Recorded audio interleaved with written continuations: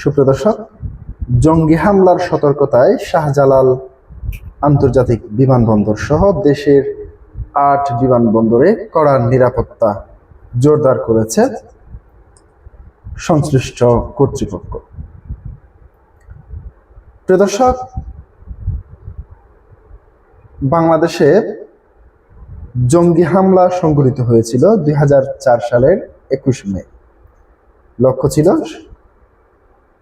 British high commissioner, নিহত হয়েছিলেন ৩ জন এবং আহত হয়েছিলেন ৭০ জনের মতো, এবং সেটিও ঘটেছিল শাহজালাল আন্তর্জাতিক বিমানবন্দরে, অর্থাৎ তৎকালীন জিয়া আন্তর্জাতিক বিমানবন্দরে।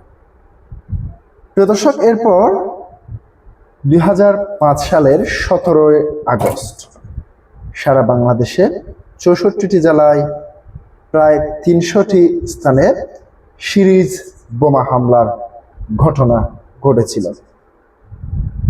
প্রিয় দর্শক, আবারও কি সেই সিরিজ বোমা হামলা কিংবা জঙ্গি হামলার কবলে পড়তে যাচ্ছে দেশ?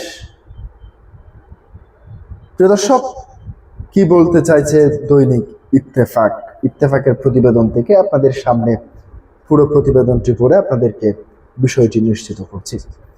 দেশের গুরুত্বপূর্ণ স্থাপনায় সম্ভাব্য জঙ্গি হামলার সতর্কতা জারির পর হযরত শাহজালাল আন্তর্জাতিক বিমানবন্দর সহ দেশের ৮টি বিমানবন্দরে নিরাপত্তা ব্যবস্থা জোরদার করা হয়েছে।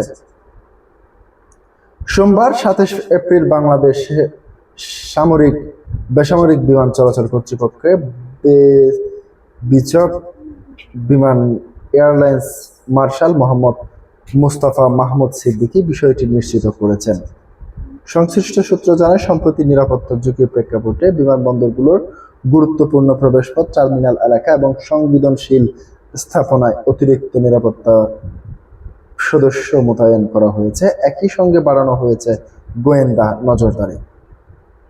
পুলিশ সদর দপ্তর থেকে জারি করা সতর্কতা বার্তার পর উচ্চমাত্রার সতর্কতা জারি করে বিমানবন্দরের কর্মরত আইনশৃঙ্খলা বাহিনীর সব ইউনিটকে বিশেষ নির্দেশনা দিয়েছে বিচক।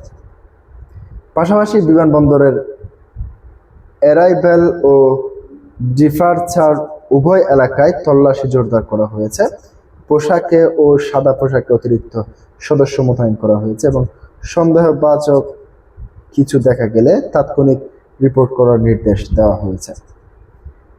এর আগে পুলিশ সদস্য দপ্তরে এক চিঠিতে জানানো হয়, নিষিদ্ধ ঘোষিত একটি উগ্রবাদী সংগঠনের সদস্যদের সম্ভাব্য নাশকতার পরিকল্পনার তথ্য পাওয়া গেছে। তাদের লক্ষ্যবস্তু হতে পারে জাতীয় সংসদ ভবন